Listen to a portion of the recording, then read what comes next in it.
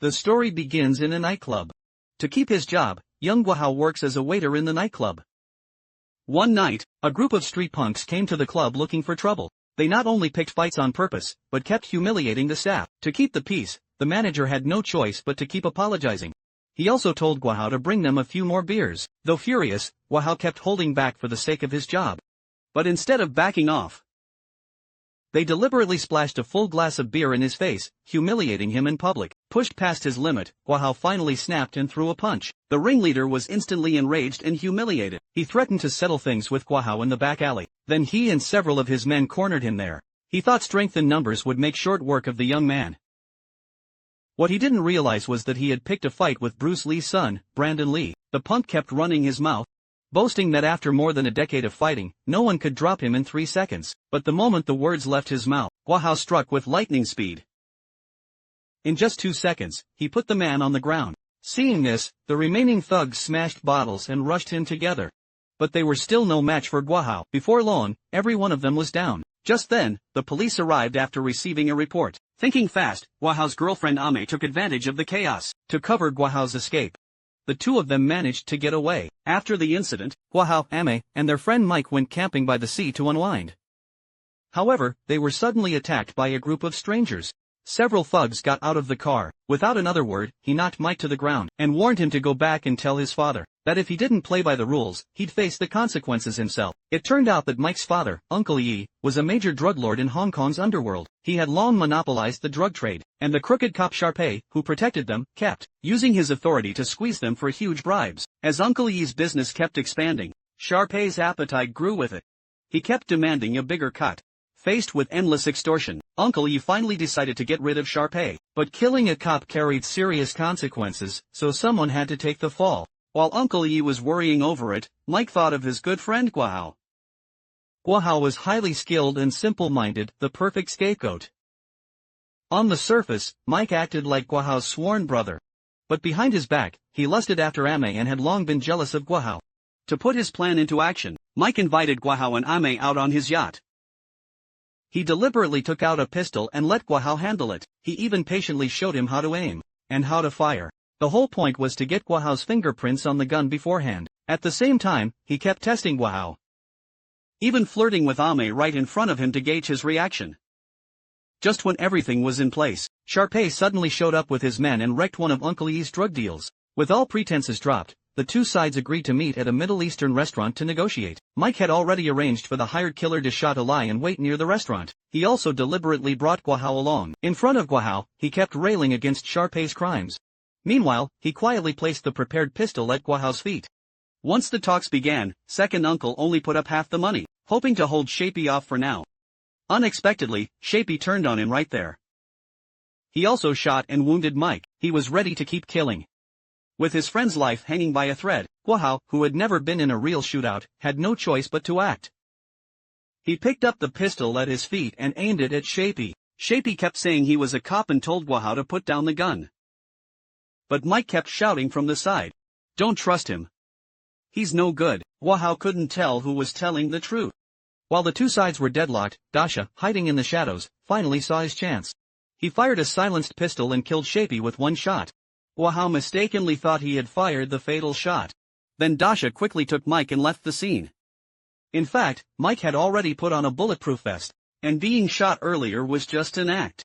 By the time Guahao rushed out of the restaurant in panic, the police had already surrounded the place. He was quickly arrested on the spot. Only after he was taken back to the station for questioning, did Guahao realize he had killed the head of the narcotics squad. Even though he kept explaining what had happened, no one believed him because all the evidence was against him. The next day, Mike pretended to arrange a lawyer for him to get the charge reduced from murder to manslaughter. In fact, the lawyer's real job was to warn Guahao never to reveal that Mike had been there that night. Guahao always treated Mike like a brother. He trusted his lawyer completely. In the end, the court sentenced him to 8 years for manslaughter. After entering prison, Guahao was made to do the dirtiest, hardest jobs every day. He was also frequently abused by the guards, but he still stuck to his principles and never bowed to anyone.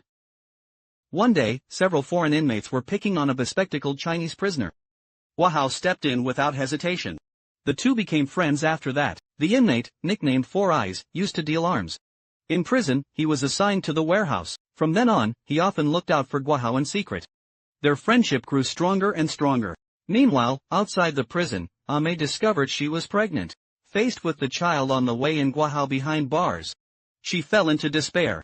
At that moment, a wealthy businessman confessed his feelings to her again. He said he was willing to take care of her and the child, but Ame never agreed. Unexpectedly, Mike suddenly showed his true colors. Using the excuse of taking Ame home, he lured her into his car and tried to force himself on her. Luckily, Ame fought back desperately and jumped from the car to escape. That was the only way she got away. Afterward, Ame went to the manager of the nightclub where Guo Hao used to work for help. The manager told her that Mike was the one who had really killed Sharpay. Guo Hao had only been framed as the fall guy. He also urged her to leave Hong Kong as soon as possible. Otherwise, she would be silenced sooner or later. With nowhere else to turn, Ame finally accepted the wealthy businessman's help. She fled to Brazil with the child in her womb. Before leaving, the wealthy businessman asked the manager to keep looking after Guo Hao in prison. Later, the manager came to the prison and told Guo Hao the whole truth. Only at this moment did Guo Hao finally understand that the brother he trusted most had been using him from the very beginning. In his rage, he even decided to break out of prison and take revenge. Four Eyes helped him get in touch with inmates who knew the prison layout. They mapped out an escape route for him. Late at night, Guo Hao crawled through the underground pipes toward the dump. He was planning to hide in a garbage truck and escape the prison. However, just as he was about to make it out, the deputy warden discovered his escape attempt. Surprisingly, the deputy warden did not punish Guo Hao harshly. Instead, he urged him to calm down. He told Guo Hao that even if he escaped now and killed Mike, he still wouldn't escape justice and would end up back in prison. After the deputy warden's advice, Guo Hao gradually gave up the idea of escaping. Time flew by, and at last his 8-year sentence came to an end. By the time he regained his freedom, Guo Hao had lost the edge he once had. He no longer wanted to live a life of violence. Instead, he took a job collecting recyclables, hoping to start over. Not long after, Ame learned that he had been released. She came back to Hong Kong from Brazil with the child to see him. However, when Guo Hao saw the wealthy businessman standing beside Ame, and then noticed the little boy by her side, he mistakenly thought they had already started a new family together. Heartbroken, he gave Ame no chance to explain and quietly walked away. Just then, Mike, now a gang boss, showed up again. He learned that Ame had returned to Hong Kong, so he ordered his men to kidnap Ame and the child, determined to eliminate them for good. The next day, the wealthy businessman came to Guo Hao for help. He told him that the boy was actually his biological son. But before he could finish, Mike's men chased after them and shot the tycoon dead on the spot. Watching innocent people die right in front of him, the anger in Guo Hao's heart finally erupted. He found Four Eyes and bought a large stock of weapons. He decided to settle the score with Mike once and for all. The two fought their way into Mike's lair, taking down countless gunmen along the way. But in the fierce exchange of fire, Four Eyes was also hit and went down. Guo Hao pressed on alone. First, he took down the hired killer, Dasha. At last, he found Ame, who had been held captive. But it was already too late. Ame had already been brutally killed by Mike. Overcome with grief, Guo Hao nearly lost his mind. Mike, hiding in the shadows, suddenly ambushed him with gunfire. In the chaos of the fight, Guo Hao unexpectedly found his son hiding in the closet. To protect the child, he used his last ounce of strength to tackle Mike. The two of them fell from the second floor together. In the end, both reached for the handgun on the floor at the same time. But Guo Hao was faster. With one final gunshot, the long-running feud finally came to an end. Mike paid with his life for his betrayal and crimes. In the end, Guo Hao rescued his son.